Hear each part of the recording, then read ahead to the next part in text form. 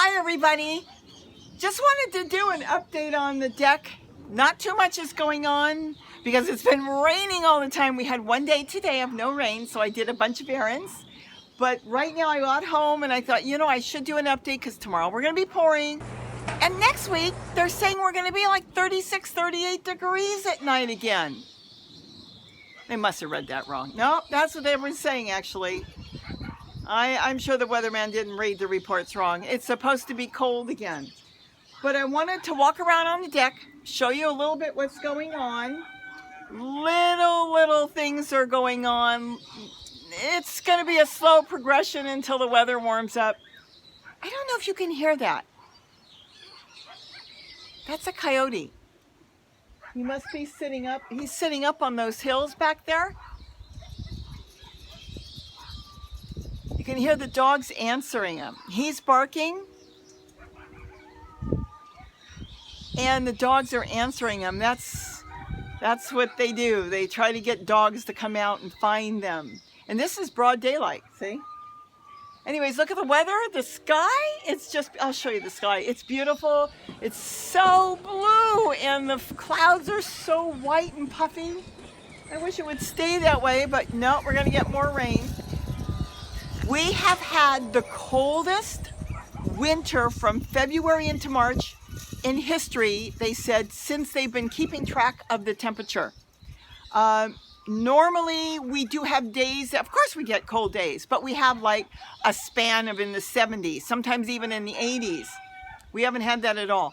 We have been staying in the 50s, we get into the 60s, but it's freezing right now. It's really cold. And I'll tell you something, some of the plants behind me out here are not happy. The ones in my garden, I'll do the garden tour and explain that next week. Some of them are suffering, I can see that, especially tomatoes. They really don't like it that cold for that long. It's not just cold, it's cold and wet, and that's what they don't like. But let me show you around on the deck and see what's going on, see all the problems. But it's plants, whatever doesn't make it. It's windy too, things are blowing. Right, Kitty? Whatever doesn't make it, we'll just replace it. But like I said, it's a slow It's a slow process right now, but I'm getting things out. And let me walk around the deck and show you what's going on. So this is a long shot of the deck, and you can see I've just slightly started to do some things on the deck now. Like I said, with the weather, I don't really want to overplant because new plants are not going to do well in this cold weather, especially if we're going to hit in the 30s again. I did take the cress and I did transfer it into bigger pots. So now I've got, this is the first one that was in a small pot. I think I showed you, but I'm not sure if I did.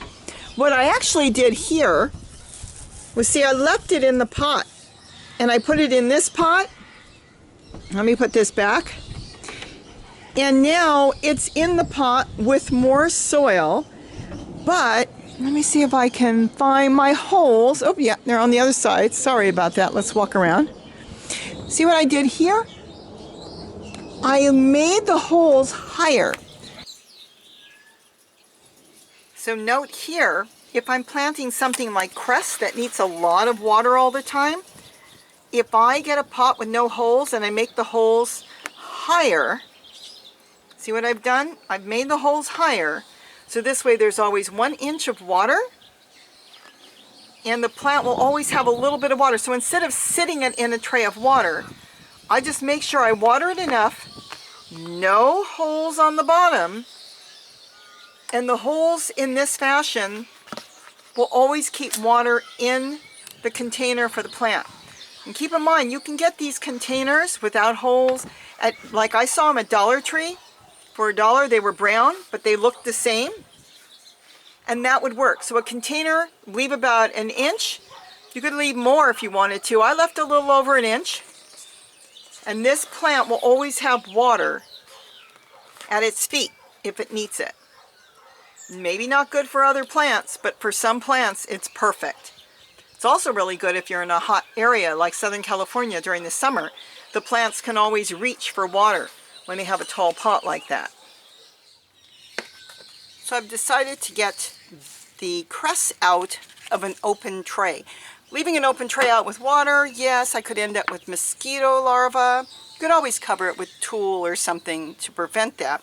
But I decided to go with this pot that's got the holes about 1 inch to 2 inches up, which will leave a water reservoir in the pot.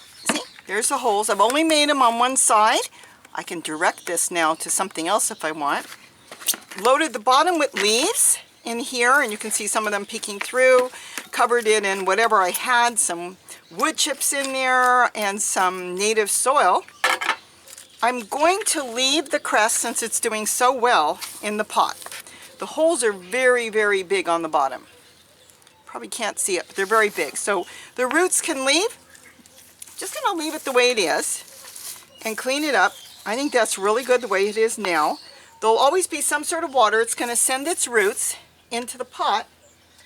I will finish with some more of the native soil I've got. Whatever I've got left, and that much left here on the deck. I'm working on my deck right now. And I can always add in more later the way I'm doing it now. And then the rest I'm just going to use, since I have wood chips, you could use potting soil. You could use whatever you want. I'm going to use wood chips and leaves I've got and different things. This is basically wood chips though, with leaves and branches and the whole thing. And if I don't have enough now, I'll just come back and add to it later, because it'll probably sink anyways. But this way, it's in a pot. It doesn't have water that's standing out open for mosquitoes. The water will be inside, and the roots can go down and get whatever water it wants. So it will stay wet. And like I said, I'm leaving it right now in the pot. That's pretty much it for now. Look at that. Look how nice that is. So it's snug in here. No more of this. I can get rid of this and use that for something else if I want. Maybe starting tomatoes or something. Sit some tomatoes in a pot. And now, this pot was big enough to put a wire basket around. And I can protect it from the birds or whatever. Look at that. There you go. By doing the holes higher, there's now always a reservoir of water in there. So this pot will not dry out. So if I fill this up with water, the overflow will go onto the plants on the floor actually.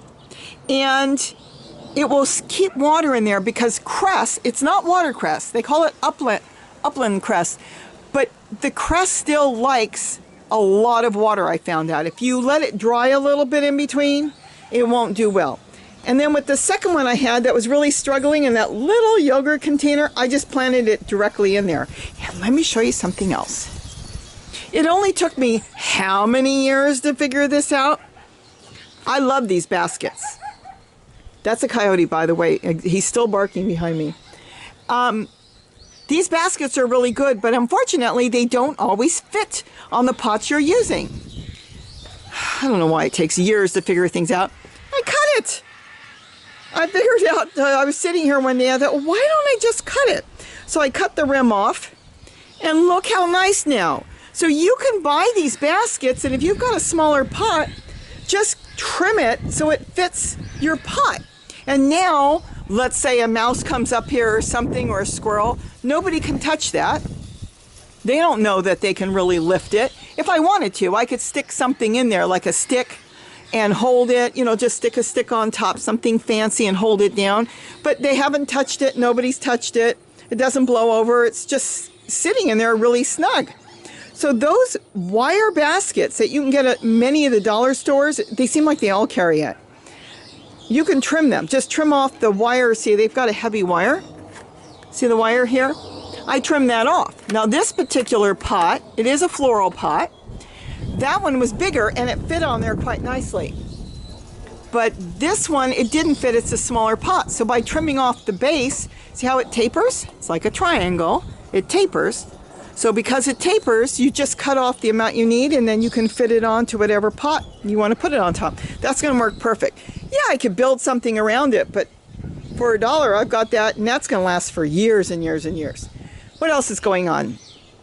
Nothing new. Like I said here, I'm just starting. Here's my onions and my garlic everything's taking off. I wanted to make sure it got a good start and nothing bothered it, no birds dug around.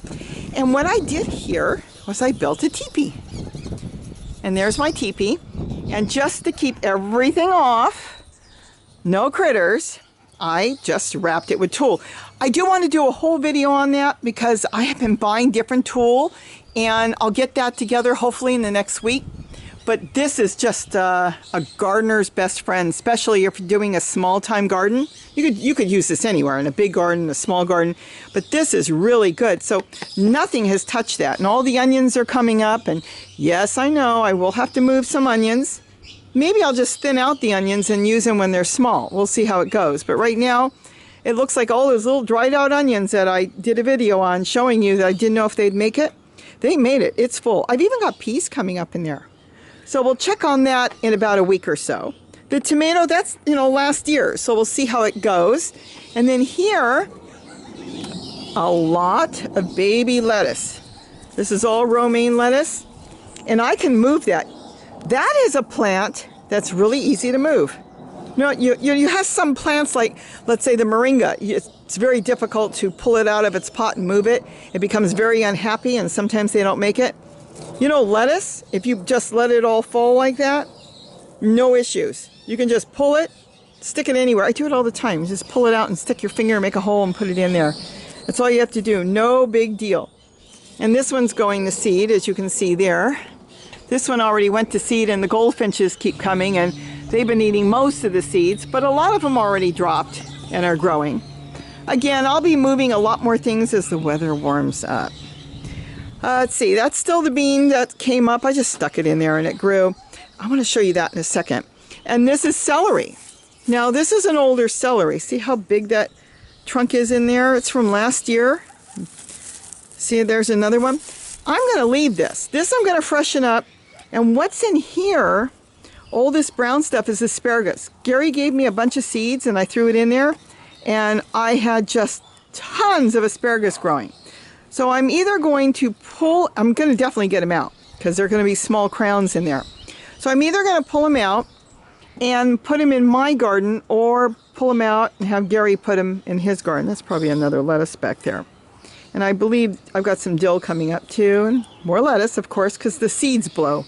The lettuce seeds look like dandelions, so they fly through the air, and wherever they land, they grow. But this is great to have where I could just step out and just use whatever celery I want if I'm making something simple and I don't want to run into the big garden and hunt. And then here is my dinosaur kale. That was that little piece I brought over, and it's now rooted, and I actually pulled a bunch of leaves off last night for dinner. Look at that, and it's beautiful. So this is going to take off now really big time. And as soon as I get the popolo out, which technically, that's an odd plant. That should have been long dead. The trunk is still green, and it's still opening up some seeds, but normally this time of the year, it's not doing anything. And there's some parsley in there. Now, here is the problem. Now, I cleaned this off, so most of them are gone. This has been getting the black aphids, and I don't really worry this time of the year about them. We don't have enough birds here on the deck that they can eat them all, but they do come in here. The songbirds do come and eat it. And what I did was I trimmed everything off. Let me see if I've got any left. You know what? There was a bunch on here this morning. Oh, wow. And I think the birds might have come while I wasn't home. Now that might be a couple here. Let's see.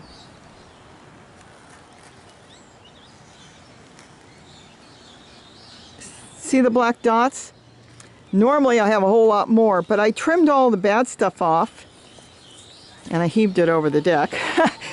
And I'm debating if I want to pull this plant out, which is now looking so much better now than it did this morning, and just concentrate on the dinosaur kale, because I have Swiss chard growing everywhere in the truck bed. I could bring it over. So I'm not sure, but this is what I want to show you down here and share with you. See how sad my garlic chive looks down here? Well, there's that black, they call it in the UK, they call them black fly. There's a couple different names from it. It's an aphid, and it's all through here. Now, tends, when I get it this time of the year, see it's on my hand, it tends not to kill the plant. The plant will look really, really bad. And there's another one that got hit with it really bad too. And what I have found is if I forget to do anything about it, what usually happens is a lot of the green growth will die back. And by the time I decide to go do something, the weather warms up, we don't have all the rain, and they just go away. They're attacking these plants because, number one, the plants are not happy with the freezing cold that we've had and the wet. So it's a combination of the wet, cold weather. It's not just the humidity, it's just wet. Everything is constantly wet. Nothing dries out. See how bad it is in there? Now this is easy to get rid of if I really wanted to. Just like a cup of water and some squirts of a dish soap. It's good if you can get an organic dish soap with very little chemicals or no chemicals. And you could just take your hand and kind of put it on your hand and swish it around. That will do it. Or you can put it in a spray bottle. You will have to keep up with it because the soap disappears right away, I have found. And in a few days, if there's any remaining, they'll just come back. So that's one way of getting rid of it right now, and I might. But like I said, we are not supposed to be cold this time of the year. We should have trees blooming and peach trees and all kinds of trees blooming all over, and they're not because it's just been too cold. So when the weather warms up and we have a normal weather, when it may be cold but it's dry, we don't tend to have that, and they just all disappear. What it is insects tend to attack weak plants. And the garlic chives, though they will thrive in the winter, they are not happy with the cold, wet weather. If it was just cold, it wouldn't be that big of a problem. See, it's on this too. It's in there. It's really attacking the garlic chives more than anything. And then a little bit on the Swiss chard. What's nice is it doesn't touch the dinosaur kale, and I don't have any of it in my regular garden either. So it's only bothering the Swiss chard. It's not bothering the lettuce. It's not bothering the celery, just the Swiss chard. None of the onions that I think of. Let me see. Not that I see. It's just the garlic chives. So I'll probably get down there and get a little soap and water on there as I work in the garden here and clean up all the dead leaves and just pull it, clean it all up. And the bulbs tend to come back, I've noticed afterwards. But again, this is going to be a hit and miss on what's going to happen with a lot of stuff because this is all new to us. We have not had this type of weather. They said in the 100 and something years they've been keeping track. That's one thing we don't have, is this type of weather. We do have cold weather, like I said, but we don't stay cold. We have not had not one day hit near 70 degrees. So maybe some of the plants won't make it, and maybe I will have to grow some more. Look at this. Took a piece of collard, stuck it in here. You saw it a while ago, and it's already taken root. So if something doesn't make it, I'll move the collard in there. I have a lot still to empty. Here's one that Gary emptied for me. This is another one of these upside down planters that's here. See the holes? This is where, okay, I was holding something. This is where you would stick the tomato plant in and it would pop underneath and grow upside down. I'm not really an upside down person I don't know, I don't want to be hanging upside down. I've done it. I personally wasn't thrilled with it. I'm sure people have done it and loved it, but I'm not real big on this. So with the holes, when I plant back in here, and I am going to plant back in here, the best thing to do when you're putting soil in here is cover those with either paper or leaves. You can even cover it with a big leaf. Like a lot of times I use colored leaf because it's kind of double duty. It will break down and help feed the plant, and it will cover these holes. By the time the colored leaf breaks down, the soil is like a puzzle. It's already holding, and then I don't have anything falling. Obviously, I don't have anything falling because there's no soil falling anywhere on any of these. So that's what happens as the plant starts to grow. The roots take over, the plant the soil all fits together into the, each other, and then, they intertwine and they don't fall through the holes. But definitely you will to start when you have any planter that's got holes that big. Look how big that is. You will have to put something. So paper, any type of paper you want is good, or like I said, leaves. You can put leaves on the bottom, but it has to be a big leaf. You want to cover that hole. I generally do use paper for this. Put paper and then put colored leaves on top. But this I'll be filling up and doing something with. This one had that mint. See this mint that's growing here? And this is, it came up from seed. So it doesn't taste like chocolate. It doesn't taste like anything. It's just basically like a wild mint. And I don't want that mint. So this will be the next one I have to empty out. But I want to move, you know, all my beautiful onion chives and figure out what else has to come out of here. Maybe some more, there's garlic chives in there. But I want to move that first. And then I'll have Gary probably pull that out too. Because what he did was he took this and he emptied the whole thing. I told him get the whole thing out of here because I don't want the mint to come back. Hopefully the mint won't come back from any of these pieces of roots, but I'll probably go through and take all these little roots out.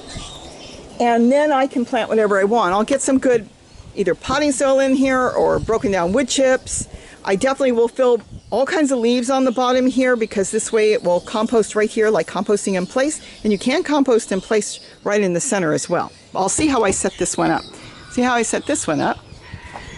I actually put a pot in the center, and you can do it different ways when you're lifting. It's layering. I could leave it and just have some small holes on the bottom, or I could cut the bottom out and make it like one big container. It's whatever way you want to do it. And that's what I did where the dinosaur kale is. So I will be doing something with this. Let's see, what else is going on? And that's pretty much it. This is mint. That's chocolate mint. That one is chocolate mint. And I'm going to have to dig around in there. It's very root bound. The mint on that one died back. The chocolate mint on that one is still a little bit alive. That's a parsley in the center. So I've got to freshen that all up. And if I think for some reason the mint's not coming back, I'll just take half of that one and put it in there. I want chocolate mint. And then here, see, I put some tulle over this. Look how beautiful this little tiny parsley is. Look at that. That's because the tulle is on here and nothing, the birds, nothing can touch it. Here's some more chocolate mint I stuck in here. So, and this is sow thistle. This should come out because yes, it's going to pull nutrients from the plants that are growing, which is the chocolate mint. But right now I've been leaving it because when these open, you've got the goldfinches coming and eating, and I figured, you know what, let them eat it because I haven't really done anything here yet, so it's not hurting anything. So that's it. I just wanted to kind of touch base and show you that it's a slow process. Here, look at the sky. I mean, as I was talking to you, it went from almost beautiful blue with some puffy clouds to here comes the rain. And that's what they said. It was supposed to rain today, and for some reason the rain didn't come in, but it's going to come in tonight, and then it's supposed to rain all day tomorrow on and off, and continue through the weekend. And then they're calling for Monday to be at night in the 30s. That was a new report this morning. So we'll see what happens. But anyways, little by little, and I want to put a strawberry tower up here. Oh, the hummingbirds are here. Look at that. I wonder what he was looking for. I think I'm going to put a strawberry tower on the deck, and I'll try to figure out where I'm going to put it. I've got some tables. I can put it on a table so it's not on the ground, or I could always build the strawberry tower right on here and build it up. So I'm not sure yet how I'm going to do it, but I really do love that tool. And I'm going to get more into tulle, how I use it, how I trim it.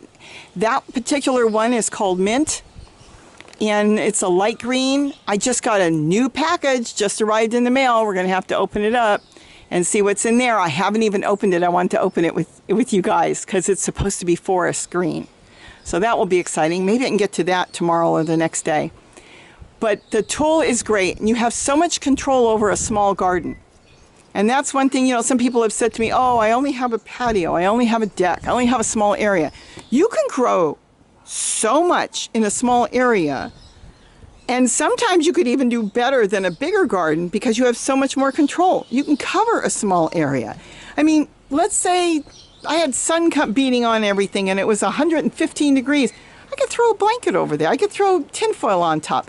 There's things I could do with a small garden that would be almost impossible to do with such a big garden. So don't ever put yourself down, anybody, for having a small area, because you could grow a whole lot in a small area. Look at this, parsley growing in this little thing. All you need to do is cover it. No birds, no insects, no nothing is going to bother it because I put tulle there. So I think with that I've covered enough, and I'm still moving things. Look at all the water. I don't want to collect any more water. I actually threw some collard leaves in there because I'm going to use that water and I'm going to feed the plants. By watering with that, it just gives them a little boost by just throwing some leaves and some water, letting it sit for a few days, and it's your free plant food, and it works great. So with that, I think I've covered enough for today. Like I said, I just wanted to touch base. It's getting dark. It shouldn't be dark. The sun should be out, but here comes the rain again. And I've got to go feed the hummingbirds. They're all waiting for me. But I'm planning on getting a lot more dinosaur kale up here, and there's other things I want to plant up here. I've got all kinds of thoughts. And like I said, I've got plants growing in the house. I'm starting seeds, but it's just so damp even in the house. It's not damp. It's cold and wet. The ground, everything is cold and wet. So I can't wait till it's warm and dry. That's the way I prefer it. And I know a lot of people say, oh, we're under snow and we're under, yeah, I know. And I understand that. And I feel bad. It's just that this is weather in my lifetime, living here my whole life, I've never seen this. I have never seen this weather be so cold for so long. So with that, I'm going to go get some stuff done. And I'll be back in a day or two, I hope. And this is just so great to be able to come out here and just, oh, there's another subject, and be able to pick orange trees. That's another subject. I have to debate on the orange tree. Now here, the apple tree, Gary told me he'll go ahead and stick the apple tree somewhere in his garden. But the orange trees, I was getting ready to, get them out. And now that it's getting hard to get orange trees, I'm thinking of possibly putting them in pots. And when I put them in a pot, sit them. He's watching me. He's watching me. Yes, he is. Look at that. He sees me with my camera. He is. Anyways, that's our local sheriff. He is watching me. I think they're waving. But anyways, oh, really? Oh, don't pause. We have a good rapport with our local sheriff. Anyways, being that it's getting so, he is watching me. This is no joke. Oh, I can't put it up there. The sun is that way. Being that it's getting harder right now, there's a disease going around and they're not selling a lot of orange trees. This is not funny.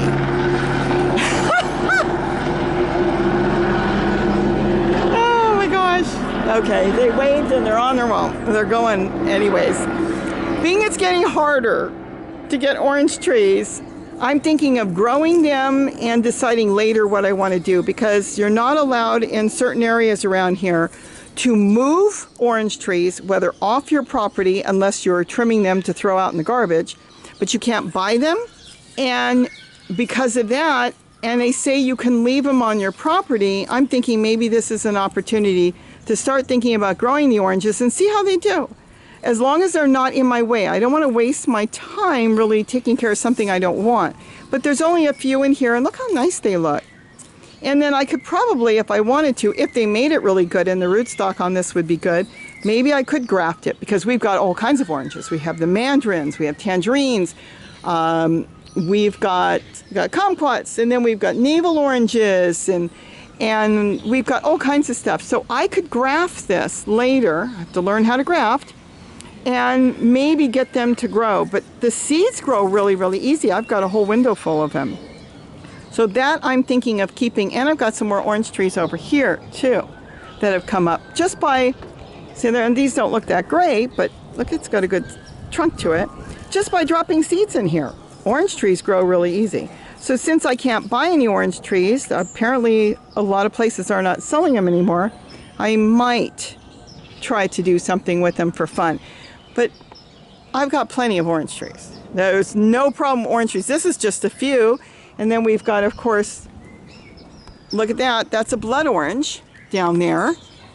And then next to it is another orange. I can't remember what type. And then you've got the mandarin on the other side there. And then you've got here, I believe they call that one the pink lemonade, which is a type of lemon tree. And there is my kumquat down there, which is, there's two types. This one has the real round ones, see? Gary loves them. He just pops them in his mouth. You eat the skin and all on that. So it's, like I said, it's not like I need orange trees and then I've got more in my garden, other ones on the other side. But this is just full. I told you the story on that. I bought those trees back in 1989. They never grew good. They were just little dumpy trees, and all these years they sat until, what, Gary started the wood chips not that many years ago, covered the ground with wood chips, and those trees took off, and we have oranges constantly all year. Isn't this amazing? And that is why I like hummingbird feeders here that can seat about 16. And I've got 3 other feeders there that you can't see on the other side of the window. And we have a lot of hummingbirds. They're hanging out in the orange trees. They probably have a lot of babies in there. And of course, they're nesting everywhere. They're even nesting again on the side of the house. They didn't come back and nest on the feeder, but they are on the side of the house. So I'll decide. Like I said, I've got to be ruthless. I have to decide what I really want to grow. And I want to grow parsley. We use that all the time. I want to grow all my greens. And that's what, you have to do, is think about what you really want to eat and what you really want to grow. Because if you just grow and then you don't eat it, you're kind of missing that little enjoyment of knowing that you're growing stuff that you're going to be eating all the time. So lettuce, yes, like I said, I came out here on the deck last night and I picked lettuce, I picked a little bit of celery, I picked dinosaur kale, and it was really good. We made chicken sandwiches with all the stuff on the deck, including the cress. And I also picked here's garlic chives that are perfectly fine. See, this is drier up here. I don't know why, but this particular one is fine. And I picked garlic chives and onions and everything right off the deck. I didn't even have to step foot into the garden. So I think with that, I will say goodbye. So with that, have a wonderful day. Don't forget to eat what you grow. And I want to show you the mom with her new nest right around the corner, literally around where the hummingbird feeders are. There she is at the peak of the house. Now here's the nest I told you about. It's on the side of the house. It's the cable cord from the cable company. It's coming out, and she decided that she liked that better than I guess the one on the front, I shouldn't say the front, the one out the kitchen window. So she built it last year there, and she came back and decided to build it again. She refixed up the nest. Look how big they are, and that's her feeding those babies. Now you can't see from here, but right on the other side there, see the orange trays from the deck? That's it. She's right on the other side by the kitchen window, so she just has to fly around the corner there. Let me see if I can move. Harry's got the roll bars for the coyotes, so they can't come into this part of the yard where the dogs are. But see, she just goes there and she's at the feeder, and then she's right back taking care of her babies. So I better get all those feeders full, because I don't think they all are. They empty them now like 5 times a day. I'm going to, no joke, go for it through like 4 or 5 pounds of sugar a day. It's ridiculous. But I better go do it. So have a great day, and don't forget to eat what you grow. Bye-bye, everybody.